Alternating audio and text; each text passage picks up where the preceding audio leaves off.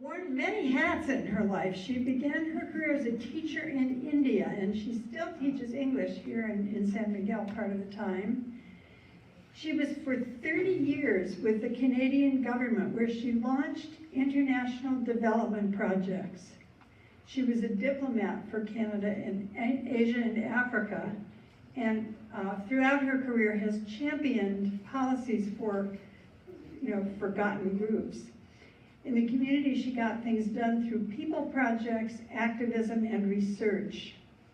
And that background prepared her to become a ninja caregiver for a decade, and then to write about it in a story that is now helping others who are involved in caregiving. In her book, The Dwindling, she shares some of the unexpected joys that came along with the challenges she faced during a decade of frailty of both of her parents. Gail Sheehy, who, of Passages fame, said of her book that it is captivating and honest. And she says it addresses the isolation of so many caregivers who are trapped in their experience. Let's welcome Janet Dunnett. San Miguel Literary Sala, 16 years. I've been coming to San Miguel for a number of years, and I've always felt in the presence of kindred spirits.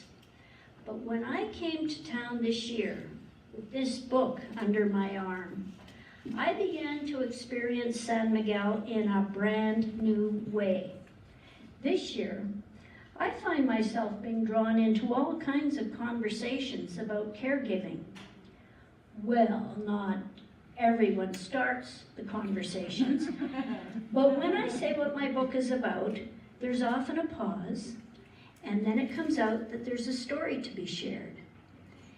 And so we do, often finishing each other's sentences as our experiences tumble out as if they've been trapped inside us, clamoring to be said out loud.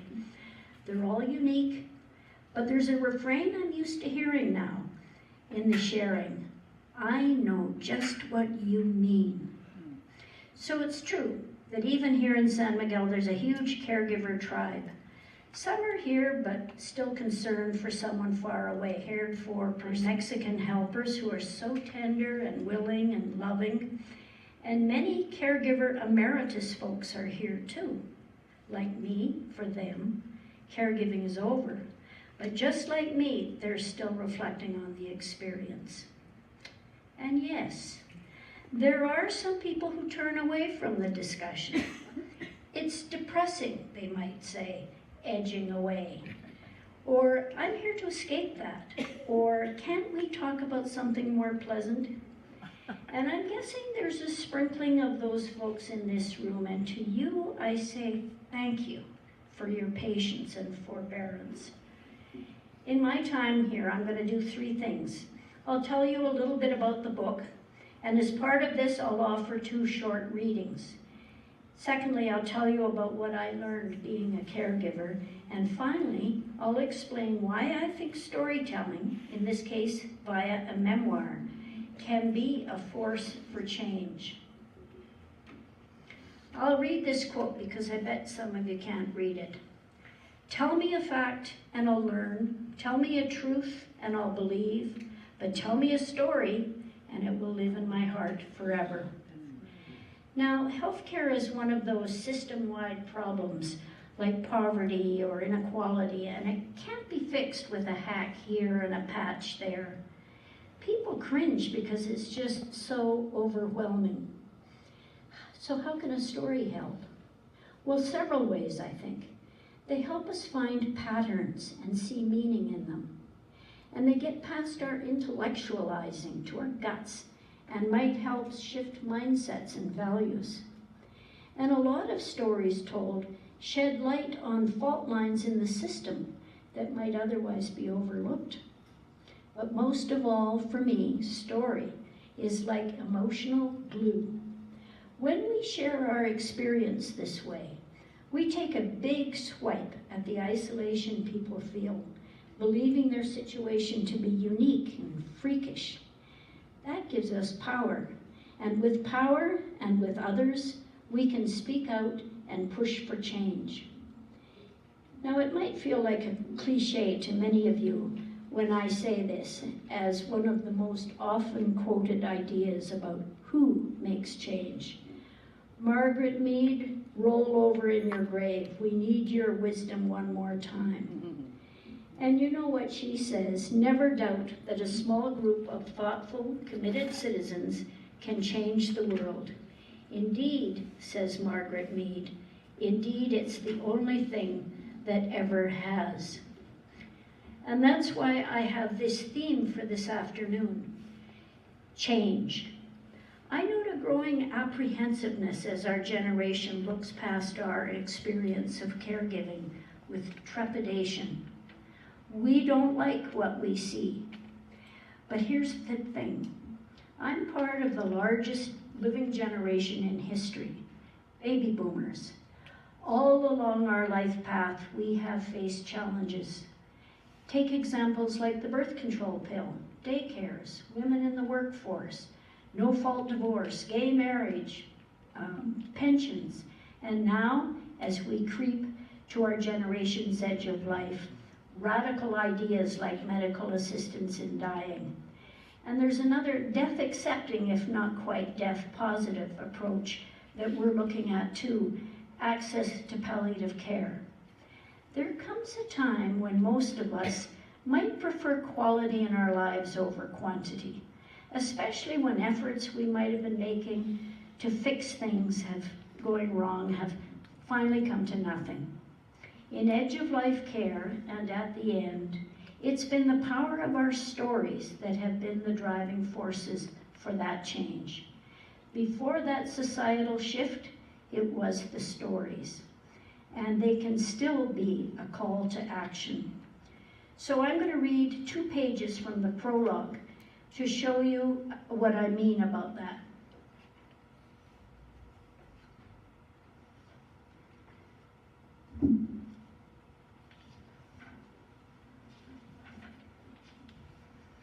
I know I was not the first gray-haired child in history to hurtle into a crowded emergency room, trailing behind a stretcher, fizzing in shame as everyone turned to look.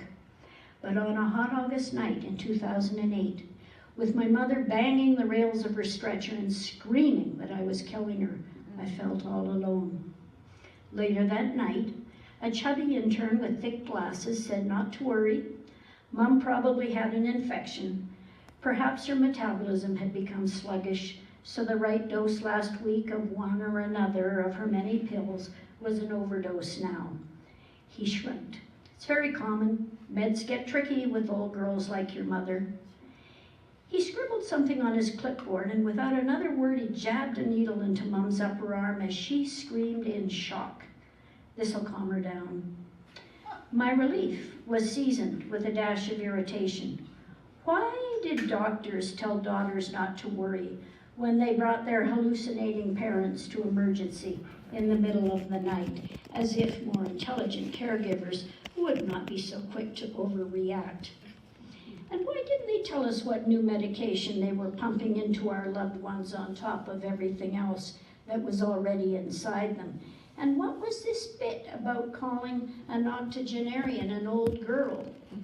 I knew by this stage of the caregiver game that tongue biting worked a whole lot better than tongue lashing, but it got me thinking. Within days of that awful night, my mother was back to her sweet self, telling me what a good daughter I was and how much she appreciated having me around. I breathed easier, but I couldn't shake a dawning insight. If my trauma was garden variety, then there must be a tribe of us out there, unpaid family caregivers, probably feeling belittled, confused, and isolated by conditions just like I was in. Nothing to worry about was probably twisting all our lives in knots. So that's me. I just passed the first half-century mark and was bearing down on Freedom 55. I could taste the freedom that retirement was going to bring me, but it was then, as the new millennium was just getting underway, that my parents began to show signs they were on the decline. My twin sister and I talked nervously about what we were both seeing and could no longer deny. Like we had always done in past tough times, we agreed that we would tackle the emerging problems together. As a twin team, we would support each other and both be there to meet our parents' needs. And so we became caregivers by choice and not by chance. And just what were those needs? Over the next decade, we were alert to and responded to the whole edge of life scenario. Now, I say edge of life in my book because it was not a few days or weeks that we think of as end of life, but rather that whole long last chapter. It included all the efforts to keep our parents at home, the frustrating boomerang between hospital and home, then into assisted living facilities and then long-term care facilities, which in the States are called skilled nursing, and finally hospice. It also involved the struggle of both parents to accept their growing vulnerability, and it included all of us striving towards acceptance that though we could care deeply, we could not hold back time. Throughout that decade, Judy and I had to learn how to cling to the role of daughters while also being asked to be care aides and nurses and system navigators, and most of all, advocates for our parents. In 2011, our caregiving ended.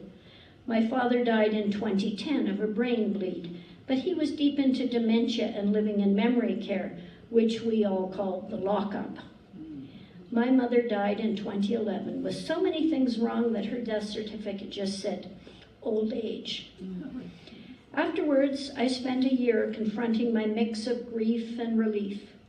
I ruminated over what parts had gone well and badly, and what we could have done differently.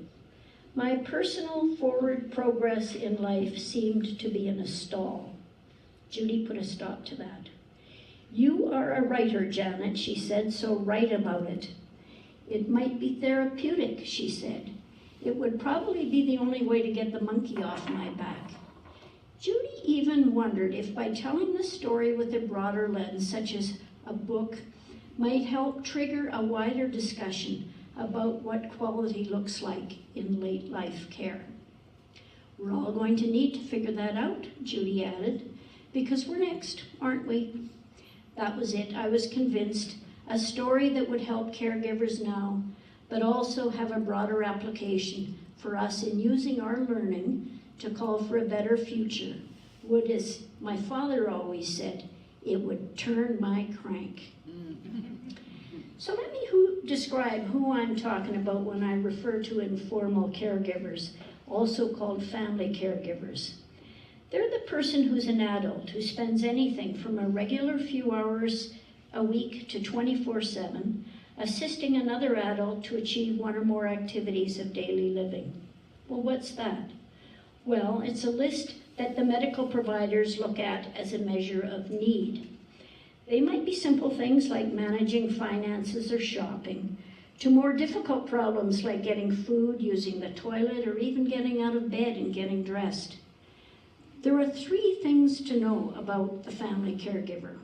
One is that the caregiving relationship is also a very personal one, and that adds in a dose of emotion that paid caregivers don't face.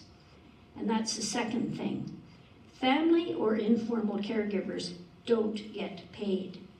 And the third thing that must be mentioned is that the word loved one doesn't always apply.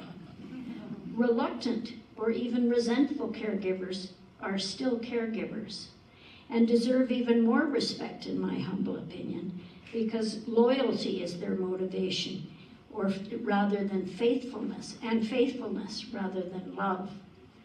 So it's Rosalind Carter, who's Jimmy's wife, who set up an institute for caregiving and found the right way to force us out of our denial about the fact of family caregiving. It's huge. This is what she says. There are 4 kinds of people in the world. There are those who are caregiving. There are those who have been caregivers. There are those who know they will be caregivers. And finally, there are those who will need care. So it's big. Well, how big? In Canada, 1 in 4 adults is involved in family caregiving at any given year. And in the States, that percentage is larger. 29% of Americans have a family caregiving role, in addition to their jobs and their kids and everything else that's going on. That's 65.7 million Americans. And the work that caregivers do as a labor of love is huge too. Caregivers in Canada save the healthcare system $33 billion a year. And in the US, the number is staggering, $520 billion a year, and 37 billion hours of unpaid labor. To put that into a context, because it is so huge, that's the total of every dollar Walmart makes in all its stores all around the world in a year. So caregiving is a huge proposition. The silent army, you bet it's an army. Caregivers are an invisible army. Now coming to my book now, I want to share with you how I came to my title, The Dwindling, A Daughter's Caregiving Journey to the Edge of Life. And this picture helps me to explain it. I see this feisty old lady with her cane. Perhaps she's headed off to San Miguel for the winter. She's our vision of golden age. And I see her, even with her assisted devices, as still a go-go senior. But there's a lady after that with a walker and a wheelchair, or even bedridden. And it's certain that that woman you don't see would have a whole pile of morbidities, as the doctors call it. There's a well-respected think tank in Washington, D.C. It's called the Altarum Institute. And it's done the numbers, and it calls that time, the lady you don't see, frail elderly, and says up to 70% of us will be frail elders with many complex chronic problems needing several years of care. That's dwindling. So here's my story. I was with my mother one night, middle of the night, taking her to emergency for the nth time. And she wasn't being seen, and she wasn't being seen. And finally, after hours, I went to snoop and see what was going on. And I went to the counter, and on the counter there was her chart with her name across the top, and one word, dwindler. And I knew in that instant that my mom would not be seen anytime soon. She'd never beat out the stab wounds and the heart attacks that were also there. And dwindlers frustrate doctors because their whole training and goal is cure. And one thing we do know about old age is that it can't be cured. So my mother waited many more hours, and we were sent home with Tylenol and told to seek a family doctor in the morning. Well, I don't like that doctor's slang, of course, but dwindlers is what my parents were, and dwindling is what 70% of us will do. I like it, actually, a little bit better than frail, because frail is a state of being, but dwindling is an action concept, and might imply slowing of dwindling, as much as it implies a slippery slope. So after that little introduction, here's my story. I'm going to tell it in a literary way, because this is the literary Sala. What is the setting? Who are the main characters? And what's happening? Well, here's a picture of Calgary, Alberta, Canada, the physical setting of my memoir. I'm sure most of you have heard of it or been there, the Stampede City. I grew up in Calgary, and my parents, Fred and Betty, lived there for the 43 years of their married lives, and then after. They'd been divorced for 15 years when this caregiving story begins. Now they've settled into opposite sides of this sprawling city, and this setting proved to be one of the challenges of the story. There was a long drive through traffic for my twin Judy to get from needy mom to needy dad. She felt like pig in the middle. Both looked to her for their everything as they crept deeper and deeper into dwindling. At first it was simple. She could set up their TVs and fix their remotes. She helped with shopping, driving, paying bills, fishing money out of those inscrutable ATMs that neither parent could figure out, and keeping the pharmaceuticals flowing. When life got lonely for them, as it often did, Judy was the ready-made company. Not responding left her feeling guilty. It seemed to both of us that Mom and Dad were keeping score on hours she spent with each of them. We laughed about need creep, but it wasn't funny. Whether it was hands-on helping or the ever-present brain worm of what had to be done next, Judy's caregiving as daughter on deck became 24/7. What about me? I lived in a little town called Qualicum Beach, a couple of hours by plane over the Rockies and across 50 miles of Pacific Ocean to Calgary. It's not like the distance from San Miguel, of course, but it was a voyage nevertheless. Qualicum Beach is also a setting for the book. For the first years of the decade, first Betty, then Fred would come for long visits. I'd set them up in my frail, friendly guest room with grab bars and toilet risers in the bathroom and lift chairs everywhere. There they would sit for weeks at a time, in winter by the fire and in summer in the garden, looking out at the forest or taking short excursions to smell the sea, in my mother's case, or toddle along a chip path through the woods in my father's.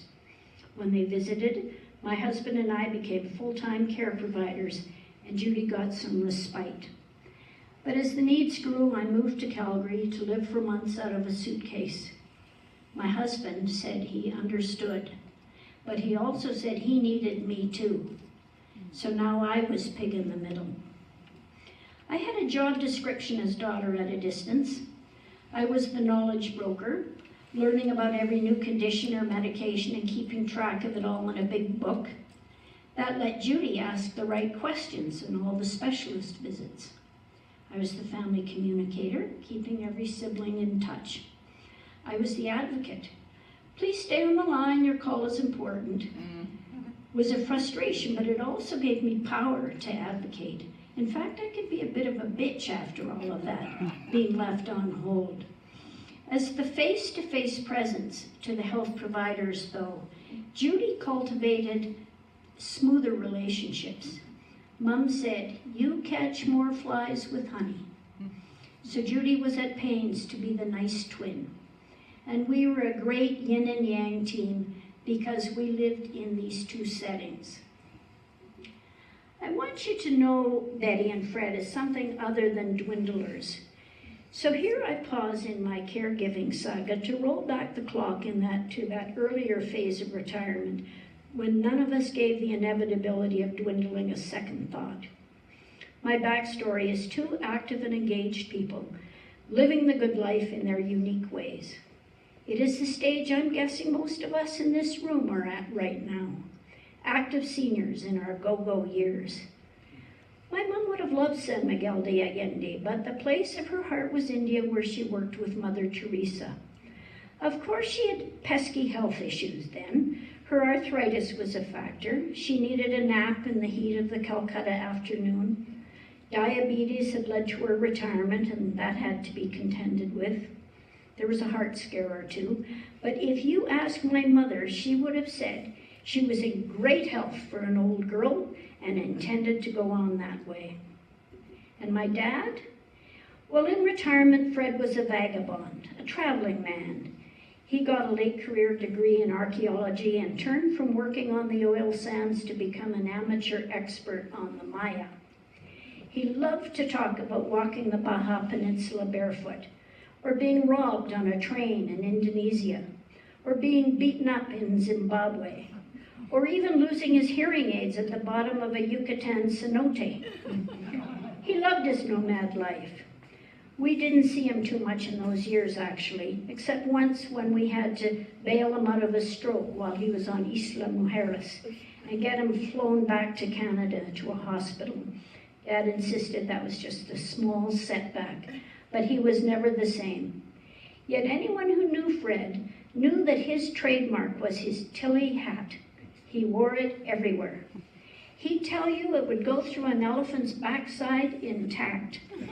And if it wasn't as good as new on the top of the dung pile, you would get your money back from Mr. Tilly. He liked that part best. So yes, my parents in their 70s were fully, boisterously active in their separate lives of adventure.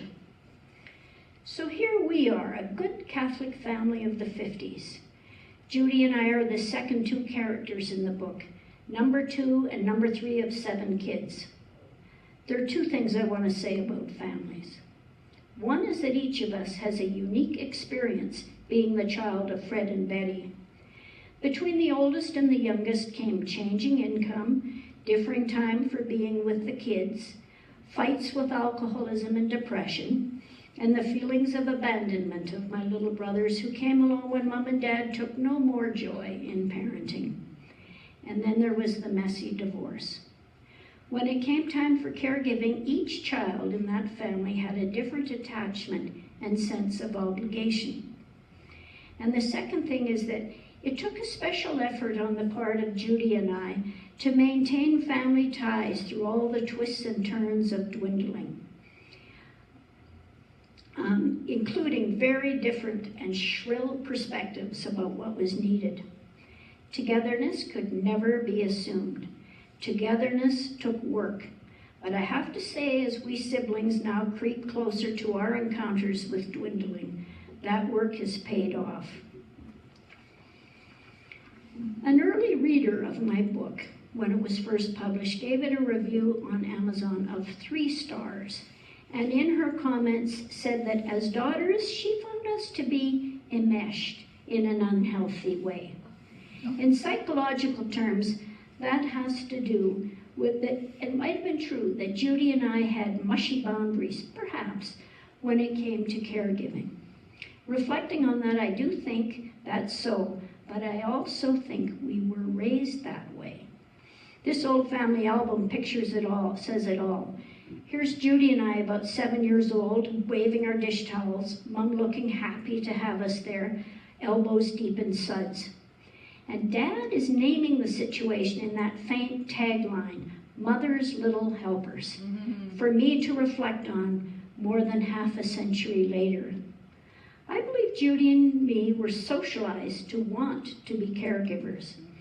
Could it be that little girls often acquire their conditions of worth in a family by being mother's little helpers? It's just a question. And now to the 5th character in the memoir, Goliath. In this story, it happens to be called the Alberta Health Services. But whether we are in Canada or the US or Mexico, there's always a behemoth bureaucracy to contend with. And sadly, it often consists of many silos that never connect.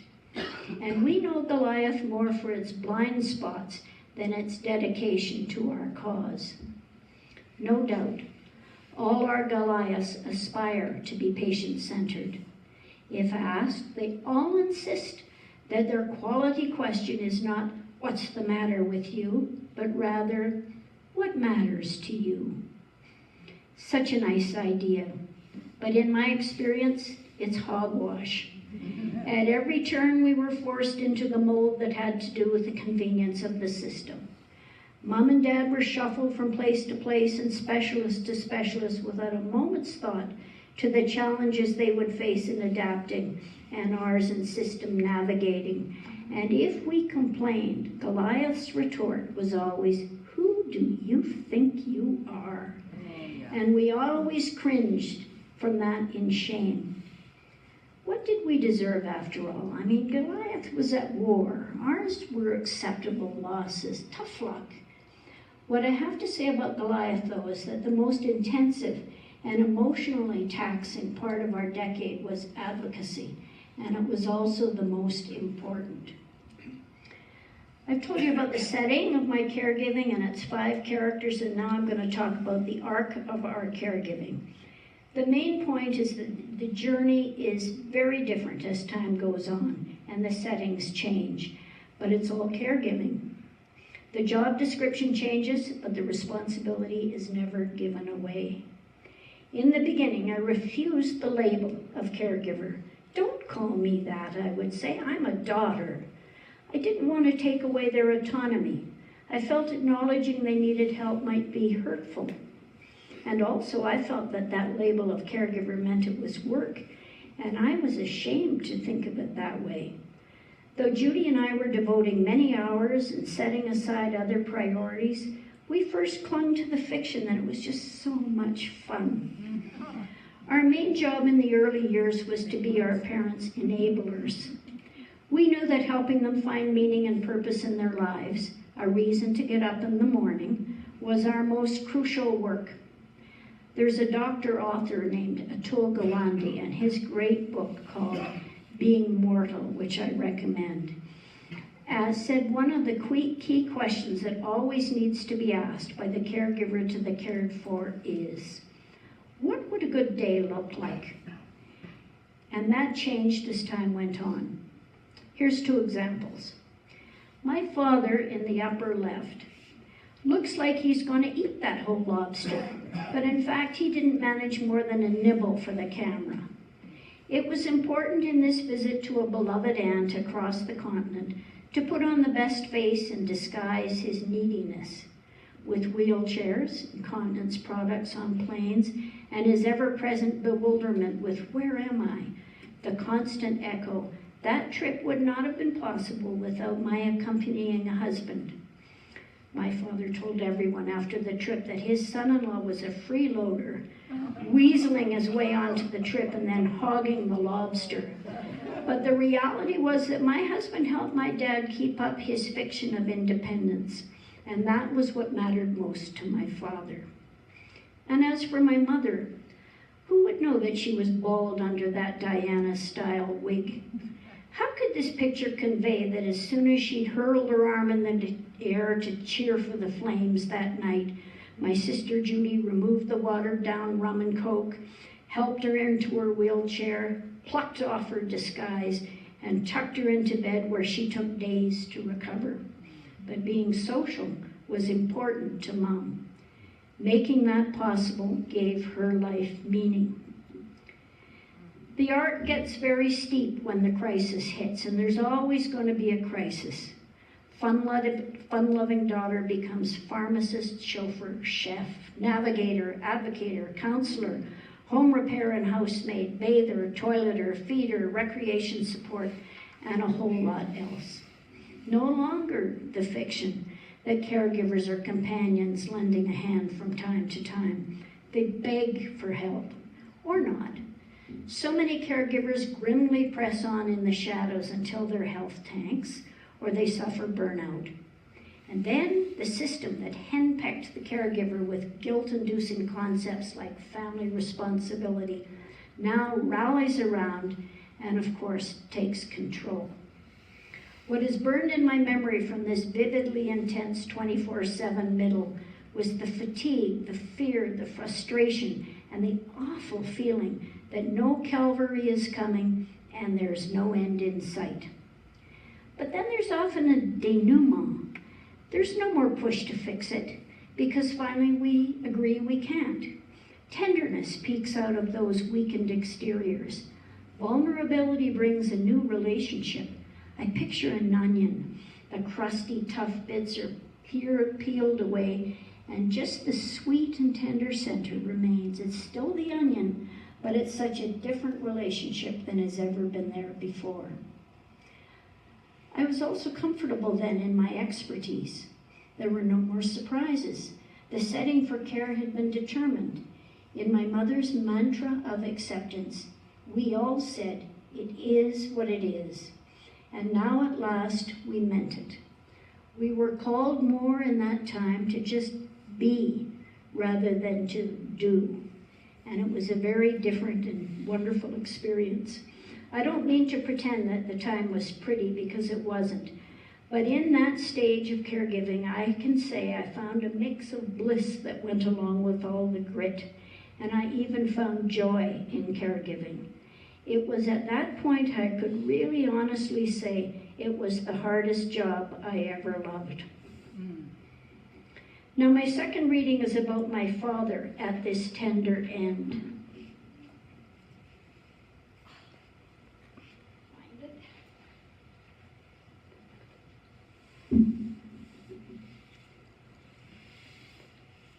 In this vignette, he was within 10 days of his death. Of course, you wouldn't know that at the time. He's got family with him around the clock. And in this little story, it's my sister Nancy who's with him. It's a story of caring at the end. Nancy went through Dad's tattered address book and called the names of everyone who was dead. Would Dad like to send Christmas greetings to those who remained? He would. For 2 days, he dredged what memory he could from his broken mind about who these people were and why they were in his book. What would you like me to say? Nancy asked with each new name. Each time, Dad had the same answer. Say, I love you. And then Dad signed all the cards with his wiggly X. Together they licked the stamps and mailed them from the box in the Shady Pines front door. You put them in the box, Dad, Nancy said, and snapped a picture. And then down the long hall back to his room, Nancy pushed his wheelchair, and they hummed the only song Dad knew, It's a Long Way to Tipperary. And he whispered the one line he remembered in his gravelly voice, and my heart's right there. Well, Dad was dead before those Christmas greetings arrived, and her photograph of Dad leaning precariously from his wheelchair to get the envelopes into the postbox was the last one of him taken alive. So that's all about the book, and I want to talk now about how it might have become a force for change. I want to talk about change on 2 levels. The first is the personal level. I knew that the old me was gone. I was transformed. I had a new perspective on what mattered most, and more than that, what would matter going forward. If we picture an assembly line through life, well, I'm the next model. And I have to say, what do I want to have my next model to be? What have I learned about what quality looks like at the edge of life? And the second way began with my launch project. I launched on Mother's Day 2017 and asked daughters to come with their mothers and mothers to come with their daughters. And my grandson tugged the ribbon to open my new phase. The book would be my platform for 100 conversations with caregivers. And I've been doing that ever since. What is it teaching me? One enormous thing. No one in Goliath's whole care system can answer the question, what does quality look like in aged care, better than the caregiver? They're on deck 24/7. They can't take time off. They can't quit. They see the trends. They see the effects of this or that new drug or treatment. They know that what they're cared for values and what a good day is all about. And they care. Perhaps my biggest insight in these 100 conversations is how isolated caregivers feel. They sure don't see themselves as experts, and in fact, a lot of them feel a lot of the time like they're just blowing the whole job. There's no training for them, of course. So they're burned out, bone-tired, just wanting to forget the whole thing, living with complicated grief, and for a whole host of reasons, caregivers are invisible, and there's a problem with that. Before I was a caregiver, before I was a writer, before I was an advocate for the recognition, respect, and support for caregivers wherever they are for the work they do, I was in a very large bureaucracy myself, one that rivaled Goliath, the federal government of Canada. I was a policy wonk, and in that role I knew some things for sure. Policy is all about choices. What will the priorities be?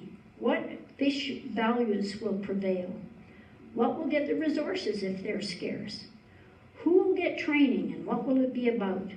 All sorts of choices at one end lead to what gets done at the other and what gets set aside.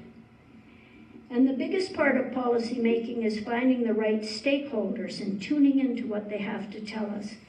We desperately need the voices of experience. Yet around Goliath's policy tables, there are very few caregivers. So no one speaks for this 1 in 4, this huge chunk of the healthcare system. Those they care for, of course, they don't have a voice either because they're either dead or in the process of dying. But as you might imagine, those chairs around the policy tables are full, even if they're not occupied by the 1 in 4. Nature abhors a vacuum.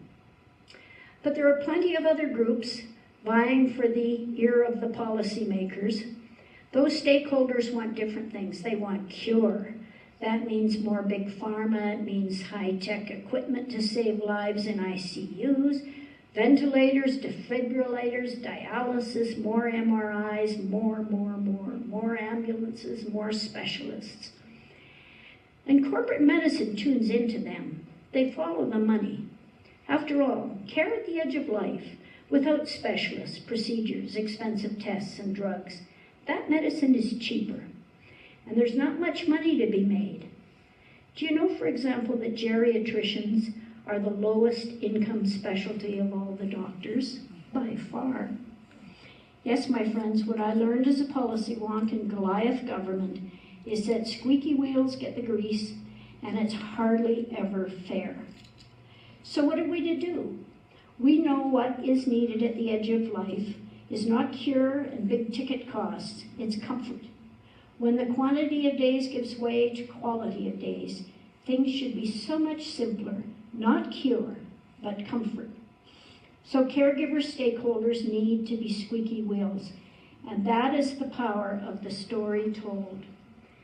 So consider the Me Too movement. It began as a problem that no one talked about. The problem was normalized, and then one story from that secret world of experience was told. There were prepared listeners who knew what to do to amplify the story. In this case, it was the New York Times journalist. As each woman told of her experience, it gave courage to others, and soon, well, we all know what happened. The culture was ready to shift, and it was stuck until the tsunami of stories broke the barriers. If you want an image of the power of stories, think of #MeToo. And then there's this image. The little stone story in the snowball starting down the hill gathers momentum and scale and bashes aside everything that stands in its way, an avalanche of change. Adam Gopnik, in his keynote at the Writers' Conference, told of 100 small sanities. He was talking about the snowball too. And so I'd like to end with a call to action that emerges from my memoir. It's a universal story that you or someone you know or love will recognize as their story too. Remember what Rosalind Carter said, and remember that 1 in 4 this year of us is a caregiver, and 29% of Americans are caregiving. It's time for us to rise again. We're the change we want to see by what we do, by the stories we're prepared to share. Well, what would happen if all of us started to care out loud, like this quote says? And so I end. I believe to my boots that memoir is a force for change. We just have to see our story as relevant, as valid, as valuable. But then people say, well, what can we do? Well, I sat in Penn last week and wrote a postcard to a person in power about someone not to be forgotten. And like Penn, we can share our stories with those who do have power, like our politicians. And in the last week, I've signed several petitions related to some aspect of end-of-life care. And hey, there's an election coming in both our countries, and that's when the attention of politicians is most acute. So why don't we challenge the politicians seeking our vote to tour a long-term care facility? And we can write to the talk shows, and we can add our comments at the end of the news stories. It's so easy to do that now. We could gather in caregiver support groups and pick one thing that bugs us and then push for change. That's how we got a different kind of dementia facility as part of Vancouver Island's Health Authority. And you can bet we've been vocal about how pleased we are with that concrete policy change. Catch the system when it's being good, my mother always said. We boomers know all about how to do that. In fact, I believe we can join a call to action that comes from cities who've risen above tragedies to grow stronger community responses. Think of Boston strong, think of Las Vegas strong, Toronto strong, Humboldt strong. I'm wondering, can we become caregivers strong? I believe we can, supported by the power of our stories to fuel change. And that's all I have to say.